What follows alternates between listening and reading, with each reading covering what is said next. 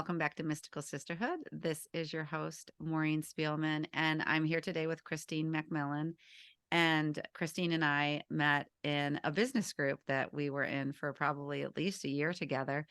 And that's when I found out about her travel services. And Christine, you'll have to correct me, but I know your business is called MacMillan Travel Design. And I know, back in the day that it was we called a travel planner an agent. And so is that still the right terminology to use? Yeah, I think a lot of people definitely still know that term of travel Mhm. agent, but I think the role has evolved. And so you'll find in the industry people trying to use different terms like travel advisor, travel designer, things Yes. like that, just to kind of reflect on the industry becoming more modern, more personalized, Hmm. versus just a booking agent. Yes. So that's Yes. really where the terminology comes from. Yeah. Okay. Yeah, I thought I was picking up on travel designer just in your work and your website. And so it makes me think of how the role has changed so much because in the neighboring town, Oak Park, I'm always on one of the main streets and there's still a brick and mortar, small travel services firm. And it's kind of shocking to me that that exists in some way. Maybe it's a front for something else. I don't know. But Jeez, I hope you not. know, I really welcome you here today. Part of our conversation will definitely be around travel, but I thought you had a really interesting story too, because it's not what you've been doing for the bulk of your career and your work life. And, we talked about it before. So, maybe it's a good place to start, but just the fact that you had come from more of a business consulting world and you found yourself at a juncture that it wasn't working for you anymore. And I think it's a really important message for women and anyone who's listening to hear, because often we feel stuck in what we chose to originally do.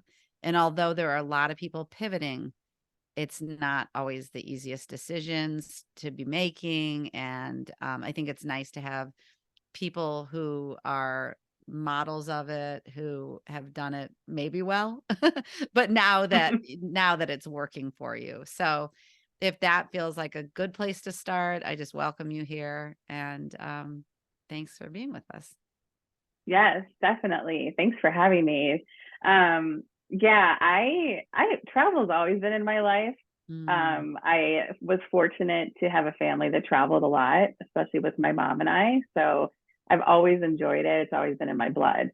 And even if I think all the way back to college, probably like many kids when you're 18 years old, I mean, I didn't know what I wanted to do with the rest of my life, right. and in college, I went to a recruiting event and it was for a business consulting firm that at the time was still Anderson Consulting. Hmm. And I went to the recruiting event, and as soon as I heard the word travel and work with clients all over the world, I was like, oh, this is amazing. This is totally what I need to be doing. And so that's really what sold me into consulting. Very Um, interesting. Yeah. so yeah, so through that journey, I ended up becoming a supply chain consulting expert. Okay. What does that And mean? yeah, I worked with a variety of businesses all over the world, even in India, and basically helping them improve their internal processes around how they bought office supplies or how they brought on employees, or so improving the process, helping redesign their procurement organization, Mm, and implementing new technologies. So a lot in kind of that operations space, yeah. versus the logistics, not really the logistics side of supply chain. Hmm. And I did that for, I don't know, a good 20 years or so. Hmm. And yes, to kind of get to what you were saying, eventually, after that period of time of when you're in consulting, you travel every single week. Yeah. So Monday to Thursday, you basically live on the road. And when you're Mm. young and you're in your 20s, it's fun and it was a great time. But eventually it got to a point where it just got really hard. I decided I didn't want to be on the road and in a hotel every night. And um, I had met the person that I knew I was going to marry, and I would be like, I want to be back home. I don't want to Mhm. be gone all the time. And I think I felt this for a long time and I let it build up. And I also didn't have passion for the work I was doing. Yeah. So you have like kind of that combo of just like it's building, building, building these feelings, right? But you're not really doing anything about it because you don't really know what to do about it. Yeah. And it got to a point where eventually I was so stressed out. I walked into a project, all of a sudden was just in panic mode, felt like I didn't know what I was doing and just walked out. Wow. Yeah. Yeah, that kind of reminds me of how our body and, our internal is giving us signs all the time, but we're not used to paying attention to them. And at some point, they're going to be like, I'm not having it anymore. Mhm. And something Mhm. spurred in you to just know that that was the Yes. moment that change was being invited. Yeah, and when you said signs, there was even physical that had started to show up, right? Like Mhm. I got horrible back pain and tension, and all of a sudden I was seeing a chiropractor for the first time. So it was really starting to impact me that something wasn't right and I really need to do something about it. And so Yeah. having had kind of come to that moment, I actually ended up taking a few months off of work. I took leave and just took some time to myself, and it was super helpful. And then made a change, and I ended up staying at the consulting firm I was at. But what I did is I switched roles at that time, and I moved to an internal position. I wasn't traveling as much. I was basically in a role where I was supporting the consultants and Hmm. helping build our offerings that we would take to clients. So it Okay. was a really good change at the time. Yeah. Yeah. Did you still have some inkling that, like, wait a minute, like, part of you wanted out, but like, you were Yeah, gonna stick I around? still, Yeah. I Mhm. never loved supply chain. I was never like, ooh, procurement is what I want to do the rest of my life. Really? Yeah, yeah. But it was a good career and it took me to a lot Yeah. of great places Mhm. and it really taught me a lot. Yes, that's great. So I Yeah. don't regret it at all. Mhm. But Mhm. yes, eventually, even after making that change, a number of years went by. And again, I knew I wasn't in the right place. Yeah. But fear of like, well, what does that mean? Where do I go next? What is the right place for me? If I'm entirely honest, I don't really want to give up this salary, Yeah.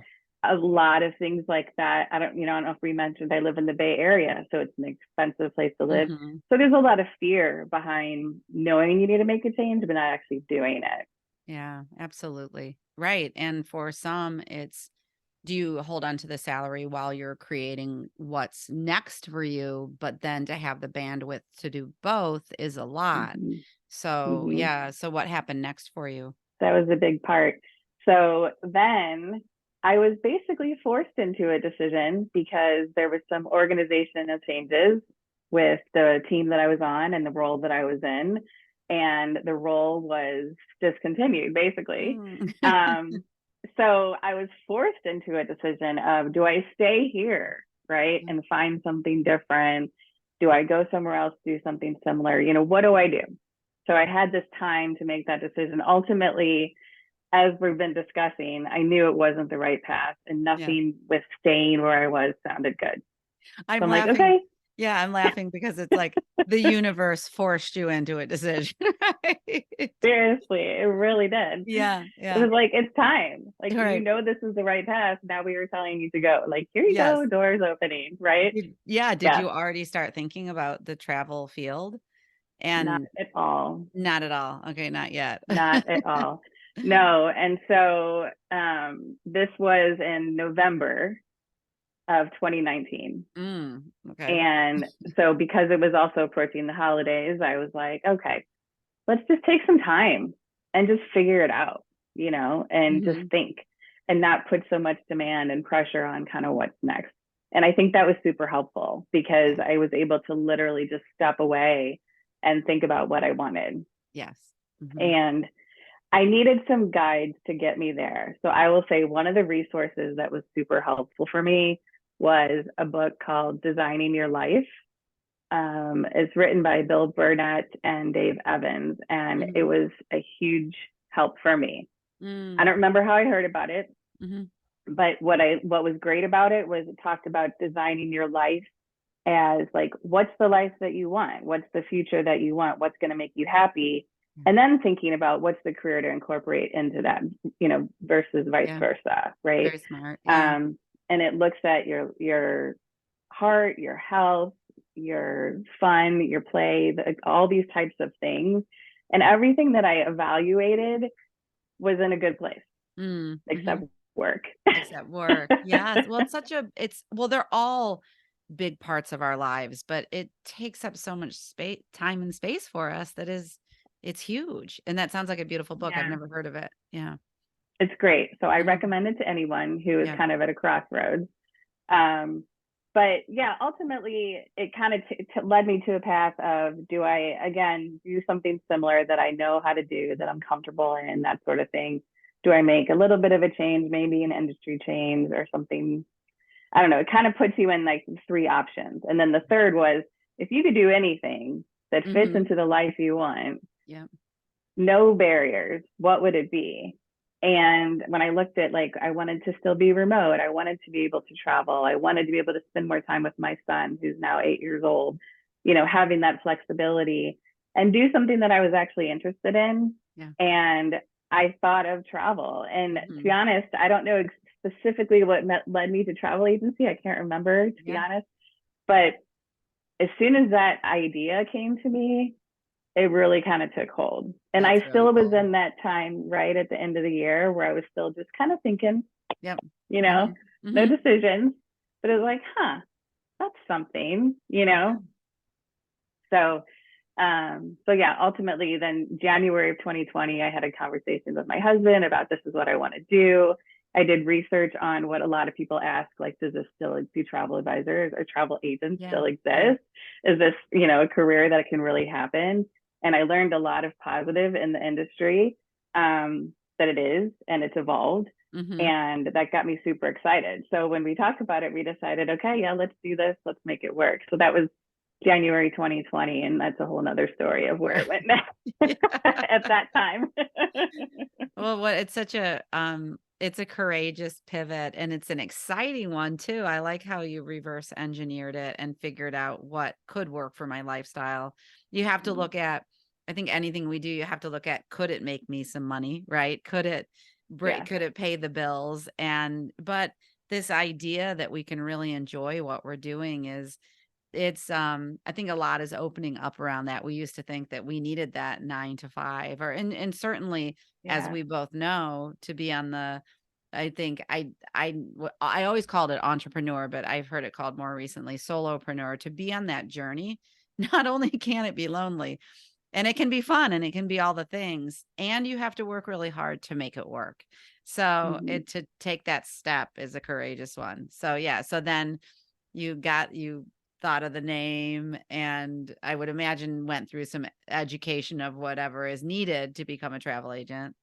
And then Yes. yeah. Yes, Mhm. exactly. There's some industry organizations. The biggest well known one is, it's ASTA, American Society of Travel Advisors, and so I Mhm. did training through them, and I'm certified through them, and that was super helpful. Plus, just learning about, as I said, I live in California, so the laws of owning a business, how do you set Mm. up an LLC, right? All those sort of things. Yeah. So that was really the first attack, um, Mhm. that I Yeah. took in that journey. So Oh, wow. yeah. Yeah. So when you launched, obviously, your timing is telling me that it's right around when everything shut down. Yeah, that made it really interesting. Like everybody at first though, I thought this is just a little blip in the road, right? This is only going to last a Sure. few months, just like Right. most people. As we know, it wasn't the case, but it gave me the time to really learn the industry. Mhm. My consulting background came into the setup of the company in terms of, Yeah. I had time to set up my processes Yeah. and my templates and just figure out what the client experience was going to Mhm. be. Mhm. What's my business model? Where do I want to focus? Who do I want to work with? Yeah. All those types of things. And I had time to figure it out. And so that was a blessing, I would say. That is nice. Um, and through it all, the other good thing is, even with that kind of roadblock, but the passion never went away. I was Mhm. still just as excited as when I made the decision. So it really reinforced that I was Yes. on the right path. You were on the right path. Yeah. I'd say that you were, but I think that that's that. that was what was coming from within you that guided you to where you ended up. So that's so exciting. Um, Yeah. yeah, I imagine that then you began to take clients sort of like one by one almost, and then you just begin to learn the process of what people are looking for and what they need. Did you end up declaring a niche for yourself, or do you like to keep it kind of broad as to who your ideal client or people are to work with? Yes, eventually I did. And it's really funny when I think about the first trip that I did and what Mhm. I knew then to what I know now. Yeah. It's so interesting. I want to go back to them and say, can we redo that one? Yes. Yes.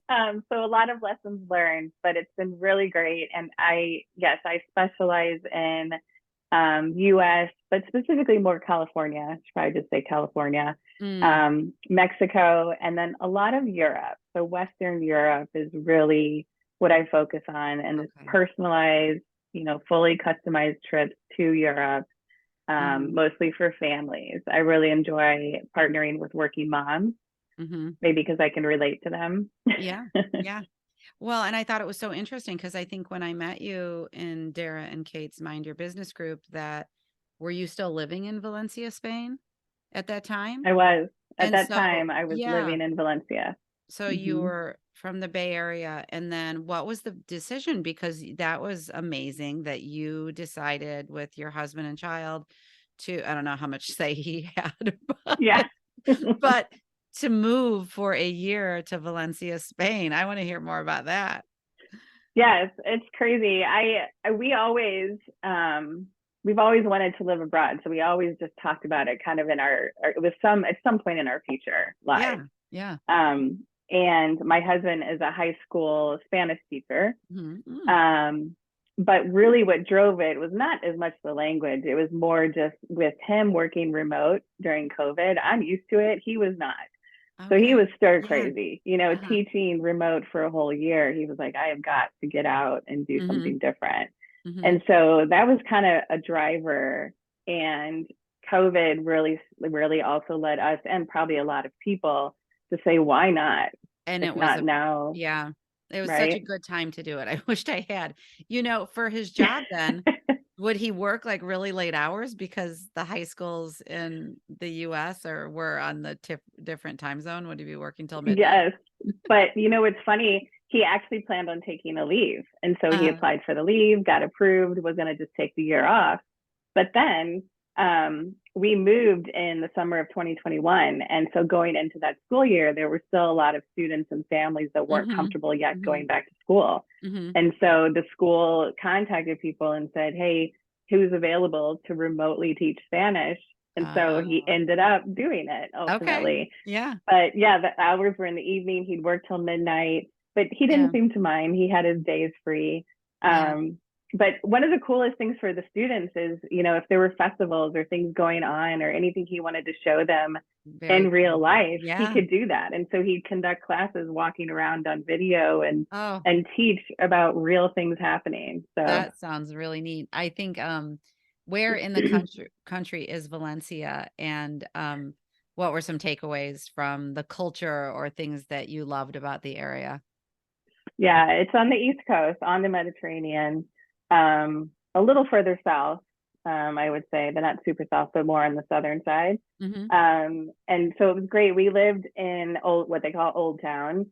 Um, and so we had all that culture and the history where we lived, but it was also only 3 miles away from the beach. So we had both, which I really yeah, loved. uh-huh, Um, and I would say the thing that just stands out is um, I don't know, the people and I guess what they call like the cafe culture. And in Spain, everybody lives outside. mhm, Most living areas are very small. They don't do a lot of entertaining at home. mhm, They're out, you know, yeah, and it's affordable to do that. You can go out more often, you can eat and just socialize with people. And so we oh, loved that where we felt like eventually just walking through our neighborhood, going to the market, going to the park right around the corner. We knew people, and we mhm. felt in just that short amount of time like home, and we felt like we had family and friends there. So it was That's a really neat amazing. experience. Yeah. And then what did your son do? Did he go to a school that was bilingual or yeah. Yeah, so he was actually, it was a good transition point for him. He had been fully remote for kindergarten. Mhm. And so he hadn't been at his new school yet, Yeah. technically. And so it was a good transition. So first grade was in Spain. Yeah. And he went to, it was the British School of Valencia, so Okay. international school, because to make the transition easier, and he also requested, I want to go to a school where there's English. Okay. So Yeah. we made that decision. Of course, he had Spanish classes and just the language of play on the playground. Like he picked it up very quickly. Yeah. Oh Um, my gosh. and he biked to school every day, but he also had a certain level of freedom. We lived in an apartment that had a playground right behind us, and so he Yes. could go on his own.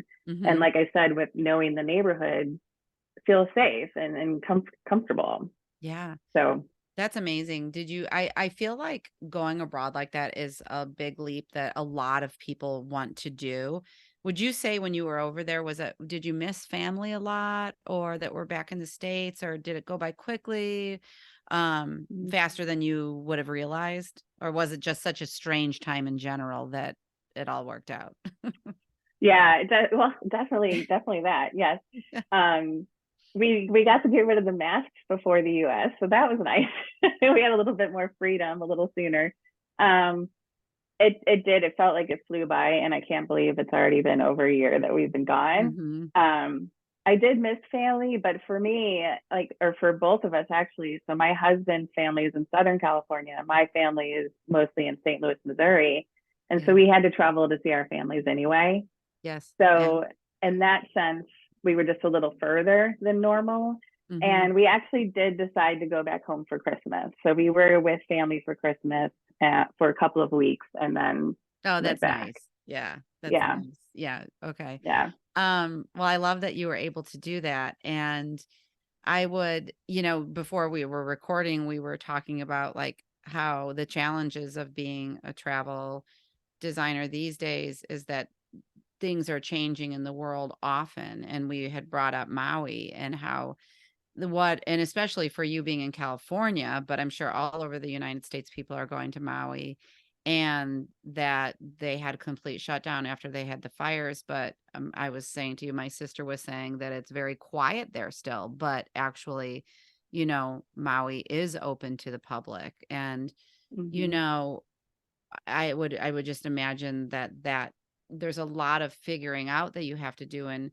you want your clients to have the best experience too when they're there. So, does that information filter down for you from your governing kind of body or just people that who are traveling to the region to figure out, and a lot of places do have devastation. If you think like I had a friend in Morocco in the summer and then they had, the earthquake. And so, yeah, I would imagine that impacts your job a lot. Mm-hmm. Yeah. It's really helpful. So kind of the umbrella that I'm under, they call it a consortia in the travel industry. Really the purpose of it is to bring a lot of supplier relationships to me. So, Mhm. as you mentioned, I'm a solopreneur. So how do Mhm. you build those relationships with suppliers that you want to partner with in various destinations? So Mhm. they help with those relationships, which also translates to help with things like this and when Yeah. this happens. Mhm. And so my consortia actually, they were debating, do they still have their owners conference in Maui? Mhm. Boots on the ground said yes, still come. We want the support. And then they were able to then kind of give us feedback on what's it like there. What are the everyday people saying? And Yeah. they want people to come. So that's Okay. definitely a word Mhm. to get out. Mhm. Yeah, they want people to be there.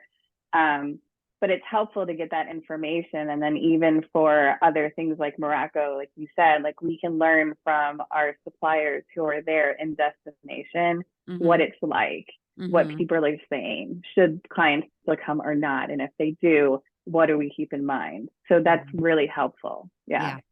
Yeah, I love that. I know I was looking at some of your FAQs on the website, and that question is like when people ask, "Should I get trip insurance?" And then you said, "Yes, that's a good idea." To just hold it because we think like, "Oh, we don't need it," but especially through COVID. Yeah. Yeah, More and and what would more. Mm-hmm. I Yeah. Okay. Well, I was thinking about COVID too, and just like how travel had completely shut down. I remember going to Miami. It was kind of funny. We went in the 2020. It was February of 2021, and I think we had some credits at the Fontainebleau in Miami, and so we needed to use them. They were probably from spring break 2020, and so we went down, and it's like it was pretty quiet then, still, right? But not in Miami, and so it was just kind of funny because I'm sure people were really flying around then, but I remember it was like Miami, hadn't even heard of COVID, and I'm saying that in a funny way, like Yeah. where we Yeah. were No, because staying, it's but true. Like all the yeah, states, it was so different. Whereas yeah, California was one of the strictest, and so that was yes, also why kind of going to Spain, we were like, "Ooh, get away there, from that a little bit." yes, yes. Well, you got me Yeah. excited about Valencia because we are planning to go to Barcelona next year, and I don't know how far apart those are, but I know maybe both on the eastern side of the country. Yeah. Yes. So, well, your job, it sounds really fascinating what you do. And I don't think that people know, like I've had the opportunity to work with you, and it's kind of surprising. Like I think that you had written somewhere, I don't know if it was on a blog post or just on your website, but you're like, hey, if you're tired of Googling a million things to plan your vacation, and I know for myself, and I'm sure this is really common, vacation planning paralysis. And when you're just like, okay, I looked at the flights, I looked at, and your dates and everything. But I've found that having you support us takes things off your plates and or our plate, and then you're able to give optionality. But if you kind of I'm sure there are a lot of people listening who haven't really used a travel agent, but what kind of Hmm. services do you provide? Yes, yes. It's a really good way to put that. Yeah, take the stress and time of travel planning off your plate because it's true. Something like travel, that is something you can do on your own. But you Yeah. can also manage your finances on your own. You can sell or buy a house on your own. So there's benefit to hiring experts in certain ways, right? Um, yeah, I have found that one of the things that I like to ask clients when I first start working with them is why did they reach out for help? So it's really super helpful for me to know what do they want help with? Why do they need that help? And a lot of the things are, knowing where they want to go, but needing help with the research, like you said. Sometimes they're going on a first trip, like they've never been to Europe or they never traveled Yeah. internationally or they've never gone on a cruise. So speaking with an expert can be helpful. Um, Saving time and effort on the research part. Um, they're super busy. They have kids. They don't have the bandwidth. And in some cases, too, they want it to be memorable, special, and they Mhm. don't think they can do the trip justice, right? So they want to make sure that it's planned Yeah. right. Yeah. Um, the other thing that with the research is I work with vetted partners. So, for example, meaning I can help narrow down your list of hotels, for example. Mhm. So rather than having the whole internet and reading reviews of where should we stay, I already have a vetted list of properties. And after having a conversation with you, understanding what you like, what types of places that you Yeah. enjoy to stay Mhm. in, what location, then I can kind of provide options and say, this is what it sounds like you're looking for. Here's a few for you to pick from. That's so So it nice. really Yeah. helps that process. Yeah. Mhm. Mhm. I love that. I know, because when you helped us for London, I had never been to London. It's a huge city, didn't know where to stay, and then we ended up in a really nice apartment because those there I noticed on your website too, and I think I knew this about you, but you don't partner with Airbnb and VRBO. It's usually sort of, I'm going to say private apartments, but more Mm-hmm. what you're saying, vetted vendors of these apartments that's trustworthy and Exactly. and safe. Exactly. Mhm. And I know Mhm. that you'll get a dependable level of service too, Yeah. because I Mhm. know the people that are managing the property. Mhm. So, you're not renting from someone, whereas I don't have as much control if it's just an owner who's renting their place on Airbnb. You don't always Right. know what you're going to get. Pictures don't Yeah. always deliver. Yes. So yeah, it's vetted properties where you can still get that type of a rental, but it's a little bit more trustworthy, I would say. So do those people, when they're more of a private apartment, like vetted, Are those people then they're probably not putting their apartment on like a Airbnb type site. Do they often just kind of contract with travel agents? So those are on with a those partners. yeah, like Hmm. they're part of a Exactly. different market in a way. Yeah, that's really Exactly. nice. Uh-huh. And I feel like because we all know your travel to any of these places is expensive, and it can be that's the part that can be really daunting to the consumer, I think, is when I before I worked with you and I was on like looking at London hotels, forget it. I mean, it's just like talk about stopping you dead in your tracks. You're just like, I don't even know if I can do this. But then you found more affordable options that were actually really nice. And that's how I always thought like, "Oh, I like to stay in hotels." It's like especially if it's kind of a nice hotel, but the more I think I get older, I just want more space, and I just want like, it's so nice to have the kitchenette and even like a little family room area. So, yeah. Hmm. Yeah. Mhm. Yeah. Yeah. And it really depends on the city and the time and where you're going to, because Yeah. sometimes hotels can be more affordable. But like Mm. you said, if Mhm. you want more space, so it really, Yeah. Yeah. really depends on what's the priority for that particular trip. Yeah. The other thing is, I really want to make sure the trip is special for clients. And Mhm. so, working with some of these apartment providers, they also provide services like grocery delivery Oh, that's nice. and Yeah. so or even I can share amenities before Right. people arrive or Yeah. butler service or laundry. So there's a lot more of those types of services that you would Mm. typically find in a hotel that you can also get if you get an apartment. Oh, very cool. I love that. So I was looking at one of your blog posts and on your Facebook about like you were at this great Greece, and I think you said Cyprus, but my question to you is what are the perks of being a travel agent? And that certainly looked like one of them. Yeah, that was definitely one of them. Yes, that's a benefit where again, building relationships with partners that I work with in the industry that help create these client experiences for me, they can help provide educational trips like that, where I'm hosted and Mm, invited on it with a small group of travel advisors. And they take us to various properties, very cool. cities that I Yeah. haven't been to before, and they Hmm. show you what are the types of experiences that your clients can have if you send them there. Yeah. So yes, that's a huge benefit because it's Hmm. super fun for me, but it also, translates to learning more about a destination so that I can Hmm. really help pinpoint if it's the right fit for a client and what they would do when they're there. Yeah. Yeah. And Hmm. the question that came to mind is are there challenges for you too? Because you said you have an 8-year-old. So is that sometimes, can that be a challenge just needing to be out of town to go do your research, even though it's like the most lovely thing to be doing? Yes, I would say, I think, yes, with him being younger right now, it is a tougher age because I do need to be here more also with the hours that my husband works. So we have to get more support when I'm gone. Hmm. So I can't travel right now as much as I would like to. Yeah. And that's probably another perk too, but makes it hard is, I spend my days learning about and researching amazing destinations. And so there's this constant wanderlust that you Hmm. always want to be traveling.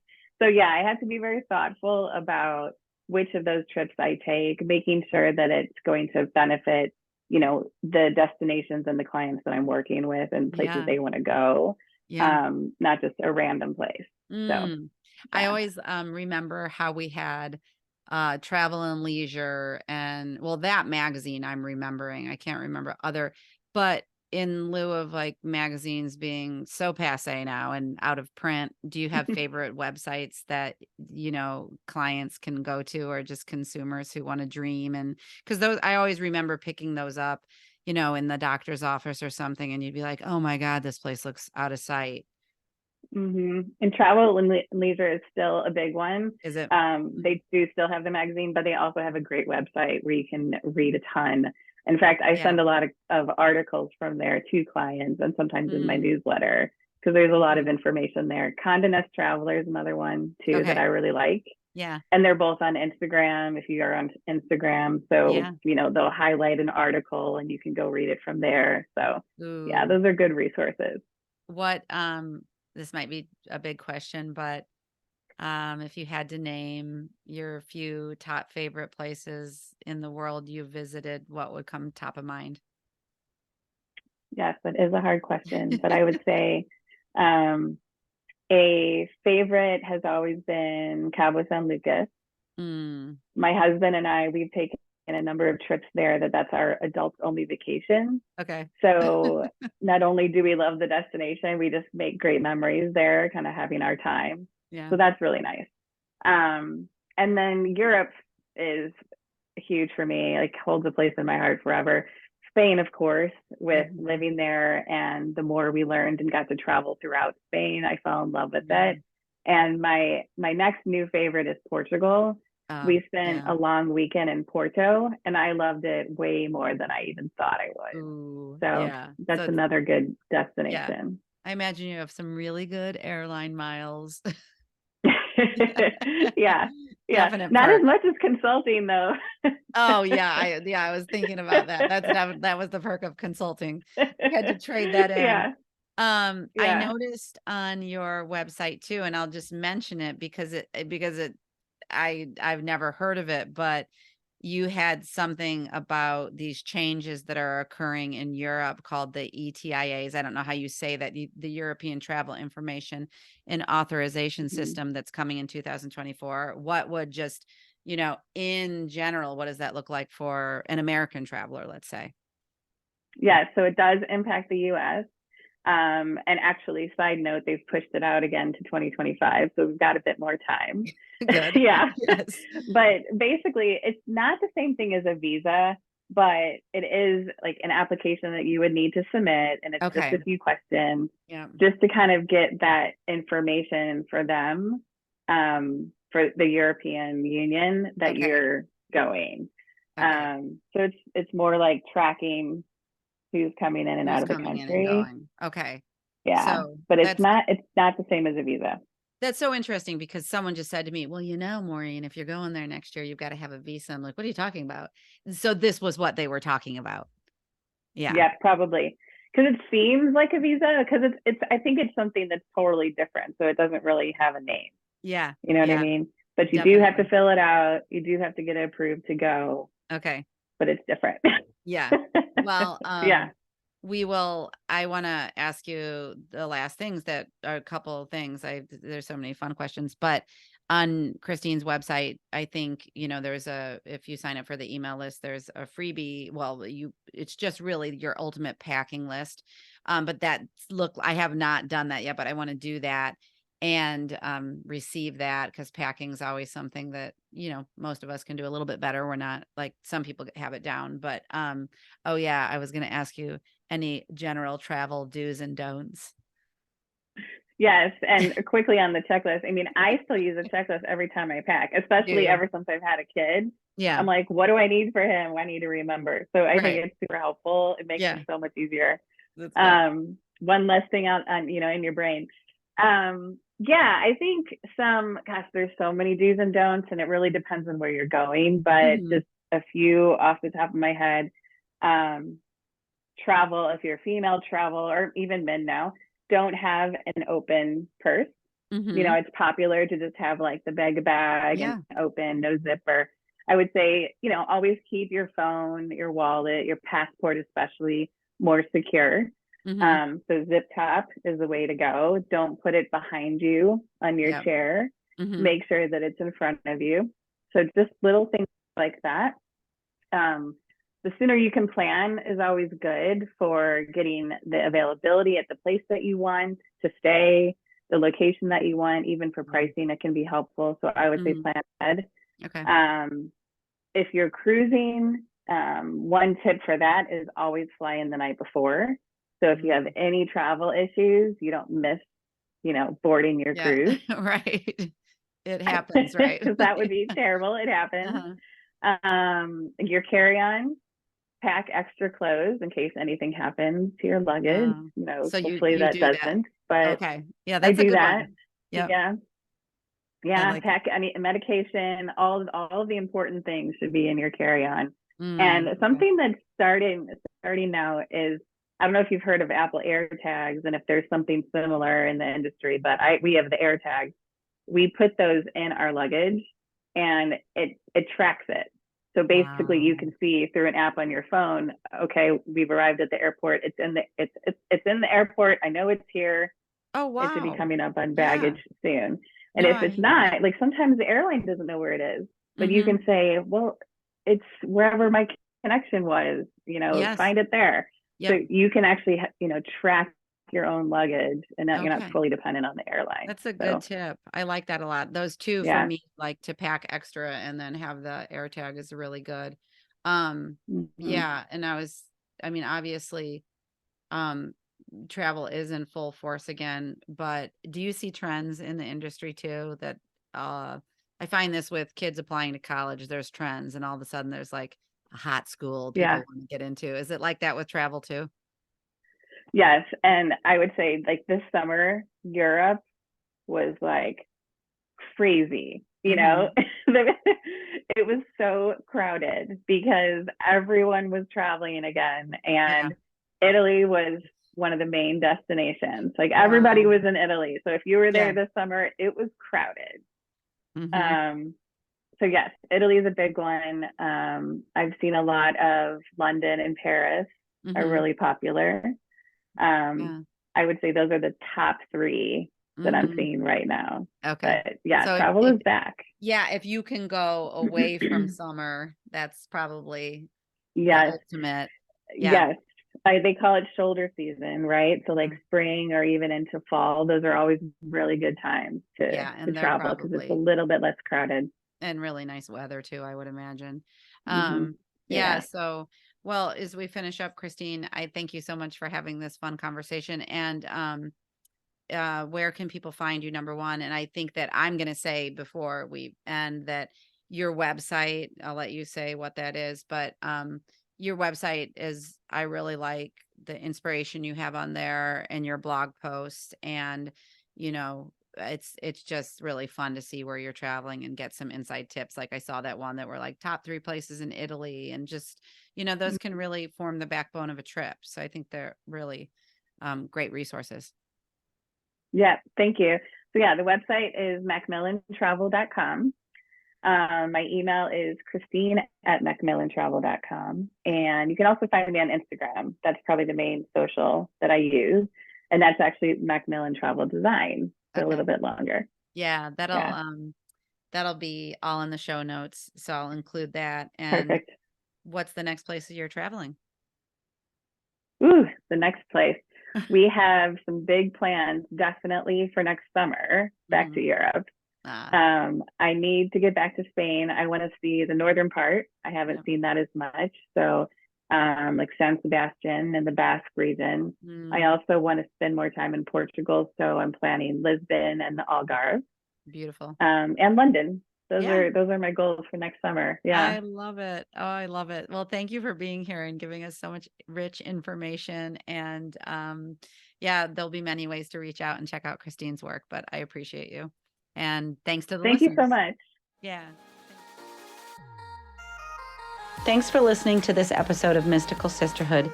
To learn more about my one-on-one coaching programs or join the Mystical Sisterhood membership, visit maureenspielman.com or mysticalsisterhood.com. Thanks so much. I'll see you in the next episode.